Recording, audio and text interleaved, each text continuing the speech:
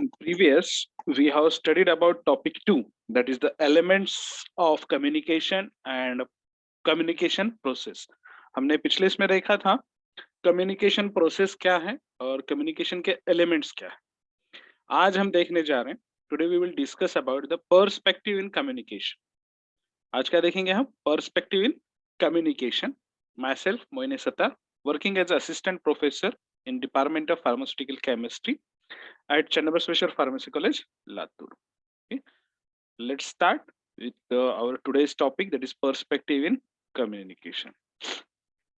आज का जो डिस्कशन है उसमें हम डिस्कस करेंगे पर्सपेक्टिव इन कम्युनिकेशन क्या है, उसका इंट्रोडक्शन, फिर उसके बाद विजुअल परसेप्शन क्या है, language and other factors affecting our perspective, past experiences, prejudice, feelings and environment. यानी पर्सपेक्टिव क्या है उसके बारे में जानेंगे, विजुअल परसेप्शन, लैंग्वेज और उसको जो कुछ भी फैक्टर्स अफेक्ट करते हैं, जैसे कि हमारा पास्ट एक्सपीरियंस है, हमारा अंडरस्टैंडिंग है, हमारे फीलिंग है और हमारे आजू बाजू का जो भी एनवायरमेंट है वो कैसे अफेक्ट करता है हमारे परसेप्शन को, उसके बारे में हम जानेंगे. Okay, so let us move forward. Introduction. We all see the world with our own thinking, which is known as our individual perception. हर किसी की एक अपनी दुनिया होती है, बराबर है? We all see the world with our own thinking. हम जो भी हमारी समझ है उसी हिसाब से हम दुनिया को देखते हैं, हमारी जो सोच है. ओके, अब ये सोच बनती कैसे है? तो आपके साथ जो कुछ भी चीजें होती हैं, आपका एनवायरनमेंट है, आपके घर का एनवायरनमेंट है, आपके आजू बाजू का एनवायरनमेंट है, ये सब चीजों की वजह से आपका एक परसेप्शन बनता है, आपका दुनिया को देखने का नजरिया. ओके, तो इसे हम इंडिविजुअल परसेप्शन कहते हैं, जो कि आपका एक एक्सपेक्टेशन रहता है कि ये चीज ऐसी होनी चाहिए, वो चीज वैसी होनी चाहिए, इस इंसान ने मुझसे ऐसी, तो ये आपका परसेप्शन. क्यों कि आप वैसा सोचते हैं. ओके, इसे हम इंडिविजुअल परसेप्शन कहते हैं. Our individual thinking act as a filter through we communicate with others. जो आपका इंडिविजुअल थिंकिंग है उसे हम फिल्टर भी कह सकते हैं, जिसकी वजह से आपका जो थिंकिंग है, समझो आप आपके फ्रेंड से बात करते हैं, ओके, क्लासमेट है, उससे आप बात करना चाहते हैं, तो उसके बारे में आपका एक परसेप्शन होता है कि ये किस तरह से बात करता है, आपका फेवरेबल है नहीं है, तो उसी हिसाब से आप उसके साथ कम्युनिकेट करते हैं. ओके, तो एक फिल्टर का काम करता है जो कि आपका परसेप्शन उसके बारे में, फ्रेंड्स के बारे में होता है. अब देखिए, आपका जो बचपन का फ्रेंड है उसके साथ आप एकदम कंफर्ट जोन में बात करते हैं, लेकिन जब आप एक प्रोफेशनल या आफ्टर 12th एक कॉलेज में आ चुके हैं और वहां पर जब कोई नया फ्रेंड होता है, आपका क्लासमेट है और वो आपसे पहली बार मिल रहा है, तो आप वहां पे उतना कंफर्ट लेवल पे बात नहीं कर सकते. क्यों? क्योंकि उसका भी आपको परसेप्शन हुआ नहीं है, नया है, हमने कभी उससे पहले मिले नहीं है. ओके, ये बात होगी. अगर वही क्लासमेट आपका बचपन का दोस्त हो तो, अगर फिर भी वो आपका क्लासमेट अभी बना है बट बचपन का दोस्त है, तो you have the better comfort level. तो ये फिल्टर होते हैं जिसकी वजह से आप कम्युनिकेट करते टाइम अपने फिल्टर के हिसाब से, मतलब अपने परसेप्शन के हिसाब से सामने वाले पर्सन से आप बात करते हैं. For example, same words have different meanings depending upon how we interpret them. जैसे कि अब अगर सेम वर्ड है, जैसे कि आपने पीके पिक्चर अगर देखा होगा तो उसमें आमिर खान बोलता है कि अच्छा अलग अलग तरीके से बोलता है, तो उस अलग अलग टोन के अंदर भी उसका अलग अलग मतलब होता है. यानी same word have a different meaning depending upon interpretation, यानी आप उसको इंटरप्रिट कैसे करते हैं.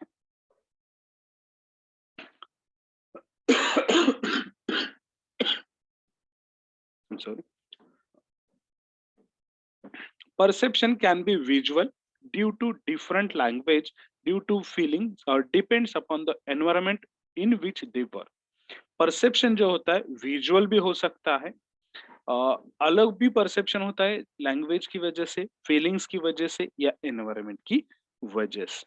ओके, जो एक्चुअल सेंडर को बताना है वो फीलिंग्स, वो थॉट्स अगर रिसीवर ने उसी तरह इंटरप्रेट किए तो कम्युनिकेशन पूरा हो गया। अगर रिसीवर ने उसको गलत इंटरप्रेट किया या अपने परसेप्शन के हिसाब से उसमें इंटरप्रिटेशन में अगर गलती खा गई या समझने में कुछ गलत समझा, तो communication will not be proper. But इसमें सेंडर का प्रॉब्लम होता है क्या? नहीं, तो इसमें रिसीवर का परसेप्शन की वजह से ये प्रॉब्लम होता है। तो इसीलिए अपना जो परसेप्शन है वो भी इम्पोर्टेंट है कि ऑडियंस का परसेप्शन क्या होता है, इसे भी थोड़ा बहुत हमें कम्युनिकेशन में प्रिडिक्ट करना होगा। Next, visual perceptions. अब विजुअल परसेप्शंस क्या है? It is ability to see and interpret the surrounding environment using light in the visible spectrum reflected by the objects in the environment. जैसे अगर यही क्लास हमारा ऑफलाइन होता और उसमें कुछ स्टूडेंट्स अगर अपना फेशियल एक्सप्रेशन चेंज करते, तो शायद मुझे क्लास अबॉर्ट करनी पड़ती या मुझे सिलेबस पॉइंट छोड़कर कुछ और बात करनी पड़ती। क्यों? क्योंकि आपका जो विजुअल परसेप्शंस मुझे पता चल रहा है कि you are not interested. But अभी क्या है, आपका विजुअल्स मुझे दिख नहीं रहे हैं, तो इसलिए आई कांट इंटरप्रेट कि आप समझ रहे हैं, ध्यान दे रहे हैं या नहीं दे रहे हैं। ओके, बट जब आमने सामने यानी फेस टू फेस अगर हमारा क्लास हुआ, तो उस टाइम आई कैन इंटरप्रेट, आपके फेशियल एक्सप्रेशन से पता चल जाता है कि कितने स्टूडेंट इंटरेस्टेड है क्लास में और कितने नॉट इंटरेस्टेड। तो इसे हम विजुअल परसेप्शंस कहते हैं। Okay, next, it referred to the information that is perceived through eyes, and without accurate visual perception one would have a difficulty in learning to read, follow directions, copy from whiteboard, would have a problem in good eye hand coordination। अब देखिए, अगर कोई point मैं white board पे लिखता हूँ face to face class में, offline class में, तो आप आई टू आई कांटेक्ट आपका और हमारा, जिसमें कि मैं आपको इंफॉर्मेशन शेयर कर रहा हूँ, आप वो इंफॉर्मेशन रिसीव कर रहे हैं। आप प्रॉपरली इंटरप्रेट कब कर पाएंगे? जब आपका पूरा ध्यान मेरी तरफ, मेरी आवाज की तरफ और साथ में स्क्रीन पर दिए हुए टेक्स्ट की तरफ रहेगा।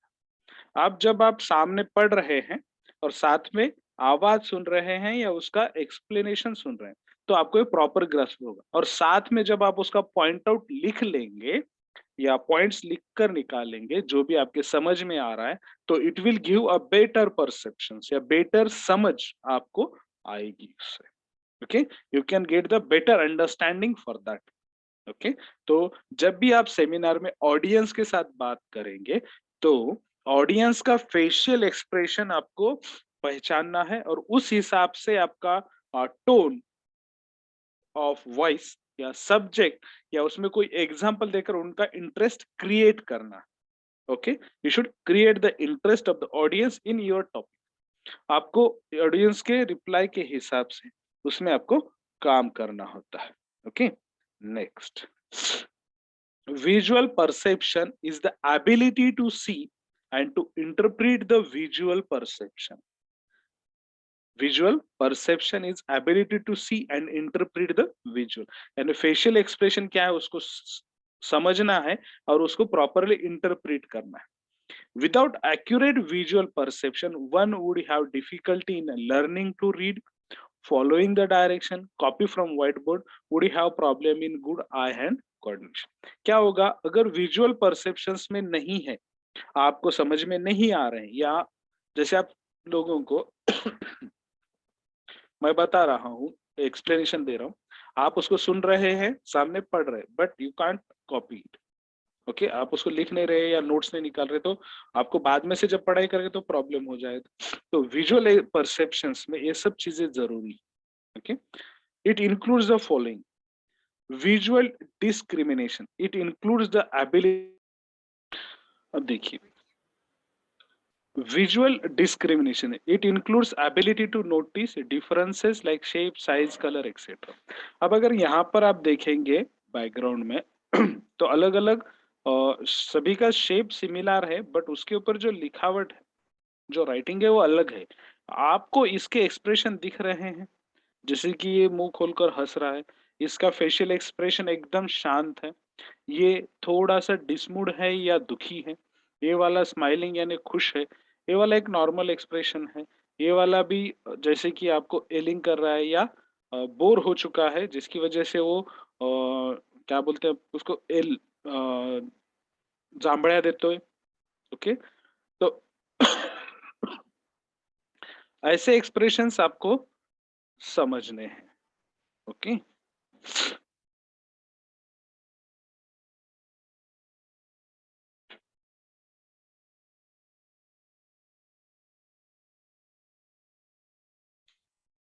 तो ये जो फेशियल एक्सप्रेशंस यहाँ पर आपको दिख रहे हैं, ये अलग-अलग है। तो इसके ऊपर से आपको पता चल रहा है कि सामने वाले का मूड क्या है या उसका परसेप्शन क्या है या वो ध्यान दे रहा है। अगर वो स्माइली फेस है, तो वो अच्छे से ध्यान देगा। अगर नहीं है, तो इसका मतलब ही will not interested in your talk और इन योर कम्युनिकेशन, या उसका कुछ अलग मूड है, वो आपकी बात सुनने के लिए तैयार नहीं है। अगर वो कह भी रहा होगा, तो he will not getting the point what you want to speak. जो आपको कहना है वो उसको समझ में नहीं आएगा।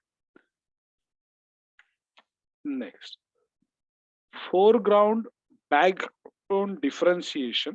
It include focus on selected target and ignore on non relevant images. जैसे कि आप कैमरा से फोटो निकालते टाइम बैकग्राउंड को थोड़ा सा ब्लर कर देते थे, अभी जो नए मोबाइल्स में फैसिलिटी आई। तो ऐसे क्योंकि आपको जो फेशियल एक्सप्रेशन आपका दिखाना है या आपका फोटो में आपको इम्पोर्टेंस चाहिए, तो बाकी सब हम ब्लर करें। उसी तरह से अगर जैसे अब क्लास में अगर स्टूडेंट्स का मूड भी नहीं है, फिर भी पढ़ाना पड़ता है, क्योंकि टारगेट है सिलेबस कंप्लीशन का, सिलेबस डिस्कशन का, ओके? तो फोकस क्या रहेगा वहां पर टीचर का? To complete the syllabus and discuss the points with the students. If some of the students are ignoring the point, यानी कुछ स्टूडेंट्स अगर इग्नोर भी कर रहे हैं या समझ नहीं रहे, फिर भी टीचर को पढ़ाना पड़ता है। Sometimes he should ignore, okay? जैसे कि आप कभी कभी एक बात बताते हैं अपने पेरेंट्स को, पेरेंट्स आर नॉट इंटरेस्टेड, आपको कोई चीज चाहिए, अगर पेरेंट्स की ना है तो सिर्फ वो सुनते हैं, समझते नहीं हैं आपकी बात। उसी तरह से कि इसमें जो फोरग्राउंड और बैकग्राउंड डिफरेंशिएशन, आपका टारगेट क्या है वहां पे समझ में आ रहा है, तो बाकी चीज को आप इग्नोर कर सकते हैं। Visual memory, it is the ability to remember words and letters and recognise them when they see. Visual memory, आपकी जो मेमोरी है, आपने जो भी विजुअल्स देखे उसको आप याद कर सकते हैं, या वर्ड्स या लेटर्स, वर्ड्स या लेटर्स, इसको भी आपको रिकॉग्नाइज करना है, okay? Form discrimination, it includes differentiation, differences in objects when they are in orientation. जैसे कि आपको एबीसीडी अगर समझानी है किसी बच्चे को, तो आपको पहले उसको लाइंस बनानी सिखानी होगी। ए अगर पढ़ा है तो पहले उसको आपको एक स्टैंडिंग लाइन बनानी होगी, फिर एक हॉरिजॉन्टल लाइन, फिर क्रॉस्ड लाइन, ये चीजें समझाकर फिर उसे जॉइंट कर कर, तो ये होता है ओरिएंटेशन। आपको एक-एक चीज़ या उसके पार्ट्स करने होंगे, जो भी मैसेज आपको कन्वे करना है, जो भी आपको थॉट्स कन्वे करने हैं सेंडर को, तो उस थॉट्स को पार्ट्स में डिवाइड करना है और एक-एक पार्ट्स कर कर समझाना है with a proper in a line, यानी एक सीक्वेंस में उसे समझाना है। तो इसके अंदर डिस्क्रिमिनेशन आपको करने आना चाहिए, डिफरेंसेस होने चाहिए ऑब्जेक्ट्स के अंदर, ताकि उसका प्रॉपर ओरिएंटेशन से जाकर आपका मैसेज कंप्लीट हो। Okay? Next, language. Language not only helps in communication but shapes our perception. Language सिर्फ कम्युनिकेशन में हेल्प नहीं करता है, बल्कि हमारा जो अंडरस्टैंडिंग है, हमारी जो समझ है, उसे प्रॉपरली शेप यानी समझाने के लिए भी बहुत जरूरी है। जैसे कि अभी आपको इंग्लिश में ये सब चीजें हैं, बट आपके समझ में हिंदी की वजह से या मराठी की वजह से ज्यादा आएगी, बट आपको लिखना काय में है, इंग्लिश में। जब आपकी समझ पूरी होगी, तो आप किसी भी लैंग्वेज में लिख सकते हो या प्रेजेंट कर सकते हो, ओके?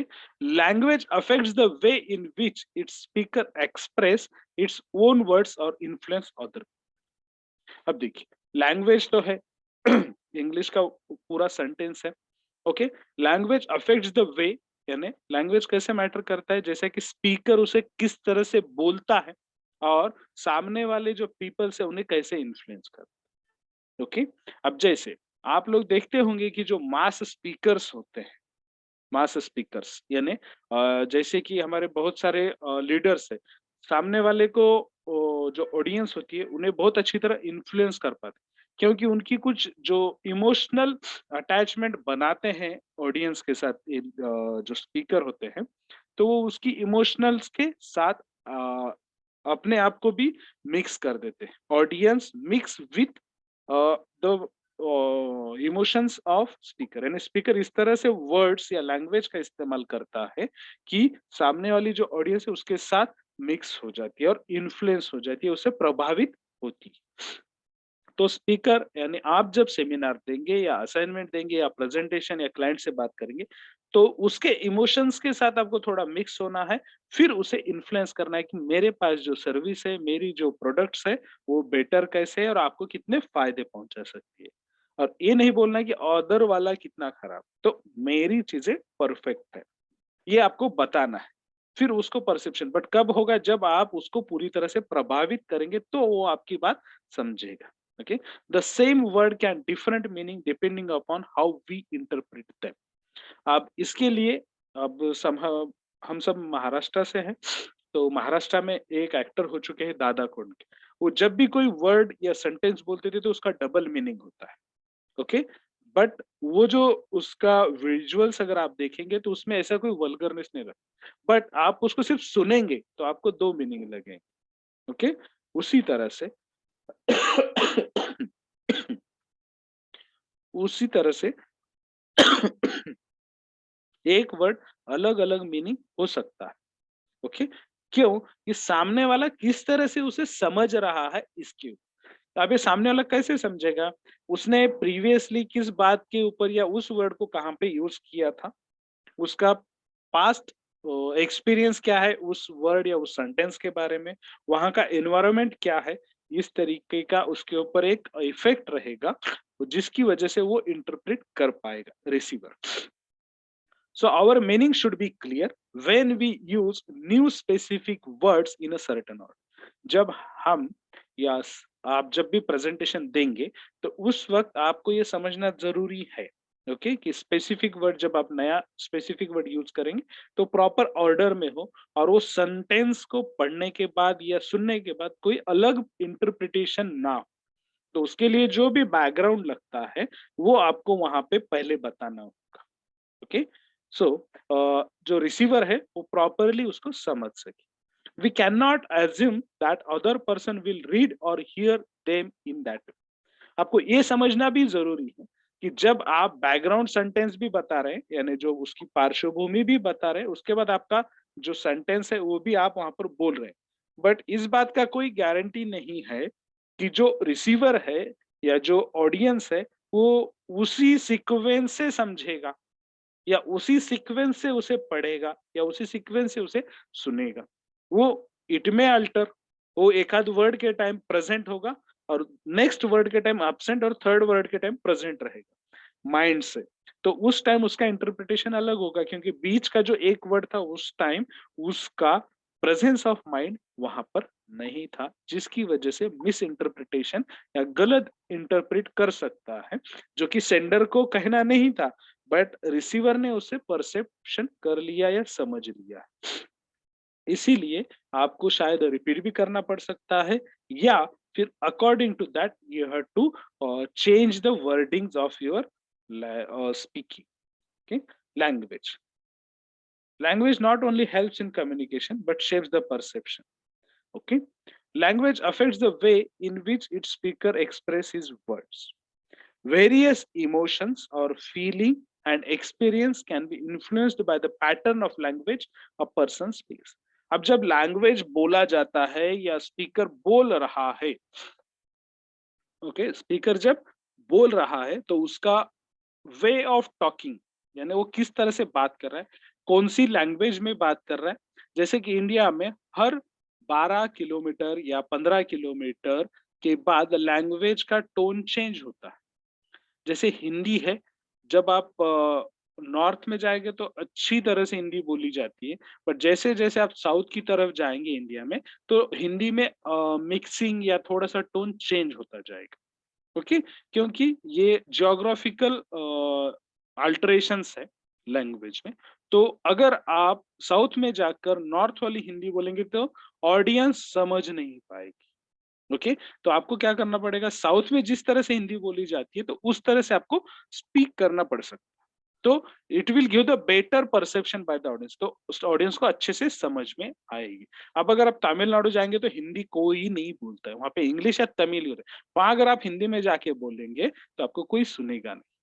ओके, तो दिस ऑल्सो मैटर्स, आपको उसी तरह से बोलना है कि उस एरिया में, उस इन्वायरमेंट में किस तरह की लैंग्वेज बोली जाती है, ताकि ऑडियंस को लगे कि ये हम में से एक है और वो पूरी बात सुन सके, समझ सके।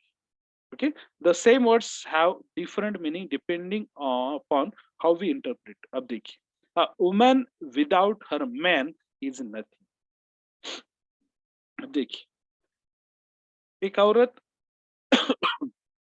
महिला जो है पुरुष के बिना अधूरी है, इसका मीनिंग। ओके, और नीचे जो है woman without her man is nothing, same है, सिर्फ कॉमा का फर्क है। तो फ्रेज जो है एडिंग द पंक्चुएशन उसका से, एक महिला उसके पुरुष के बिना अधूरी है। यहाँ पर जो है दोनों में इंटरप्रिटेशन अलग है, दोनों की वर्डिंग सेम है, बट जो पॉज लिया जाएगा वुमन के बाद वो बहुत अलग इंटरप्रेट देता है। ओके, बट ये दोनों चीजें फॉर एग्जाम्पल ही है, कोई इसको मिस लीड ना करे, तो सिर्फ अंडरस्टैंडिंग के लिए ये सेंटेंस दिया गया है। Okay, next, other factors affecting our perspective. अब जो हम समझने की कोशिश करते हैं स्पीकर के बात को एज अ रिसीवर, तो क्या क्या इफेक्ट करता है, हमारा पास्ट एक्सपीरियंस, हमारी समझ, हमारे फीलिंग्स और हमारा एनवायरनमेंट, हम किस एनवायरनमेंट से। जैसे कि आपको अगर पास्ट एक्सपीरियंसेस आपके नेगेटिव है और उसकी वजह से आपका अंडरस्टैंडिंग ऐसा हुआ है, आपकी समझ ऐसी हुई है कि सामने वाला स्पीकर गलत है। ओके, और आपकी फीलिंग उसी तरह से बनेंगे, फिर आप एनवायरनमेंट में जो देखेंगे वो भी निगेटिव हो जाएगा, यानी आपको स्पीकर की बात समझ में नहीं। और आपका पास्ट एक्सपीरियंस ऐसा है कि सामने वाले की बात सुनने के बाद आपको समझ में आती है और पॉजिटिव एटीट्यूड है आपका, तो आपकी समझ भी पॉजिटिव होती है, फीलिंग्स भी उसी तरह से पॉजिटिवली आते हैं और एनवायरनमेंट ऑटोमेटिकली पॉजिटिव बनता जाता है। तो इसीलिए जब कभी भी आप किसी स्पीकर को सुने या आप खुद स्पीकर है, तो आप सबसे पहले सबके पास्ट एक्सपीरियंसेस को न्यूट्रलाइज करने की कोशिश करें, उनकी जो समझ है उसको न्यूट्रलाइज करें और फिर अपने फीलिंग्स और एनवायरनमेंट को पॉजिटिव वे से प्रेजेंट करें। तो आपको इसमें ज्यादा स्पीकिंग जब करेंगे या प्रेजेंटेशन जब करेंगे तो आपको पॉजिटिव रिजल्ट्स मिलेंगे। पास्ट एक्सपीरियंसेस क्या होते हैं? Our past experiences greatly affects our way of thinking. जो हमारे पास्ट में हुआ है, हमारे भूतकाल में हमारे साथ हुआ है, उसका हमारे ऊपर बहुत ज्यादा असर होता है। Okay, past experiences act as a filter through we see a particular situation. अगर सिमिलर सिचुएशन आती है जो हमारे साथ पास्ट में हुई है, तो हम नई सिचुएशन को भी उसी तरह से समझने की कोशिश करते हैं। समझिए, एक फ्रेंड ने आपको नोट्स नहीं दिए, आपने मांगे बट दिए नहीं। आप दूसरे फ्रेंड को जब नोट्स मांगने जाते हैं तो आपके दिमाग में ये होता है कि ये भी मुझे नहीं देगा। पर्सन अलग है, सिचुएशन वही है, नोट्स डिमांड करना है। आपने पहले वाले को माँगा था, उसने नहीं दिए, रिजेक्ट कर दिया। तो आपके दिमाग में ऐसा परसेप्शन है कि ये भी नहीं देगा, तो आप पूछते भी नहीं। इसका मतलब आपने कम्युनिकेट प्रॉपर्ली नहीं किया ही नहीं। उसका परसेप्शन अलग हुआ, बट आपने क्या समझा, आपका पास्ट एक्सपीरियंस यहाँ पर आपने सेम क्रिएशन हो। बट सामने वाला पर्सन अलग है, उसकी सोच अलग होगी, तो शायद वो दे देगा। आपने पूछा क्या नहीं, तो यहाँ पर इनकम्प्लीट कम्युनिकेशन होता है। Our communication is affected by past experience. आपको पीछे इसमें रिजेक्ट दिया था फ्रेंड ने, आपने दूसरे फ्रेंड को जब मांगना चाहा बट मांग नहीं पाए क्योंकि आपको डर था कि वो भी रिजेक्ट कर देगा। Okay, past experiences can be both positive and negative and affects our perception. और देखिए, अगर वही पहले फ्रेंड ने आपको नोट्स दिए होते तो आप दूसरे फ्रेंड को बेझिझक डिमांड कर सकते थे। ओके, तो आप डेफिनेटली डिमांड करते, समझो पहले वाले फ्रेंड्स को आपने मांगा है, पैसे मांगे समझो, तो उसने दे दिए, आपने उसको रिटर्न भी कर दिए। उसी तरह से आप दूसरे फ्रेंड से जब मांगेंगे तो डेफिनेटली आपका जो पॉजिटिव एटीट्यूड रहेगा। तो जो आपके पास्ट में हुआ वो आपको प्रेजेंट या फ्यूचर में बहुत अफेक्ट करता है, या उसकी समझ आपके ऊपर या उसका इफेक्ट आपके ऊपर रहता है या असर रहता है। Next, prejudice. It is the feelings towards other people because of their gender, religion, age, value, sex, occupation, language, education, and other personal characteristics. सामने वाले के बारे में हमारे सोच क्या है, इसे हम प्रेजुडिस कहते हैं, या पूर्व ग्रह, जिसे हम मराठी में कहते हैं कि पूर्व ग्रह क्या है, आप उसे कैसे समझते हैं। जैसे कि अब एक लड़का लड़की दोनों जब बात करते तो उनमें एक एक दूसरे के बारे में एक अलग समझ होती है। वो फ्रेंड्स या क्लासमेट्स अगर है तो एक अलग समझ होती है दोनों की। बट अगर अनजान है एक दूसरे को तो उनकी अलग सोच। उसमें अगर आपका रिलीजन अलग अलग है तो भी अफेक्ट करता है आपको। अरे ये इस रिलीजन का है, आपको शायद उस रिलीजन के बारे में एक्सपीरियंसेस, आपके प्रीवियस पास्ट एक्सपीरियंसेस कैसे है, उसके ऊपर आप उसके बारे में समझ बना लेते हैं। ओके। अब अगर पर्टिकुलर एक्स रिलीजन है और उसके बारे में आपने अगर हमेशा गलत सुना है, तो आपको क्या लगता है कि उस रिलीजन का हर पर्सन ही गलत है। बट ऐसे होता नहीं है। आप उसके बारे में पूरी जानकारी नहीं है, आपको जो बताया गया उस के ऊपर से आपने समझ बना ली। बट हो सकता है वो पर्सन अलग हो या रिलीजन अलग हो, रिप्रेजेंट अलग तरीके से करें। जैसे कि कोविड सिचुएशन में हमारे जो पेशेंट्स थे, ओके, उनका ट्रीटमेंट या डर इस तरह से मीडिया ने बिठा दिया कि हम हमारे घर के जो कोविड पॉजिटिव पेशेंट्स थे उनको भी प्रॉपरली ट्रीट या उनकी हम सेवा नहीं कर पा रहे। इतना डर हमारे अंदर बैठ गया था। बट जैसे जैसे टाइम गया, अभी अगर कोविड का पेशेंट अपना घर का कोई करीबी मेंबर है, फिर भी हम उसके पास जाते। और यही सिचुएशन जब 2020 में था, जब कोविड नया था, तो हम हमारे घर के मेंबर के रूम में तक नहीं जाते थे, उसको दूर से ही चाय या खाना ऐसे देते। क्यों? क्योंकि ये जो परसेप्शन है टाइम के साथ उसे समझने के बाद कम होता गया। उसी तरह से gender, religion, age, value, sex, occupation, language, education, ये सब चीजें अफेक्ट करती। It occur due to the past experiences with person. जो प्रेजुडिस है या हमारा पूर्वग्रह है, ये हमारे पास्ट एक्सपीरियंस से बहुत ज्यादा प्रभावित होता है। अब जो ये पूर्वग्रह है या प्रेजुडिस है, ये दोनों तरीके से हो सकता है, पॉजिटिव या नेगेटिव। अब आपका कोई फ्रेंड है जो कि अलग लैंग्वेज बोलता है, अलग लैंग्वेज यानी फॉर एग्जांपल आपका फ्रेंड है, समझिए आंध्रा से है, ओके, अलग लैंग्वेज बोलता है बट आपके साथ बहुत अच्छा है, आपके साथ हिंदी में बात करता है, आपकी हर मदद करता है। तो आप क्या सोचते हैं कि ये जो तेलुगु बोलने वाले होते हैं वो काफ़ी अच्छे हैं, तो यू हैव द पॉजिटिव।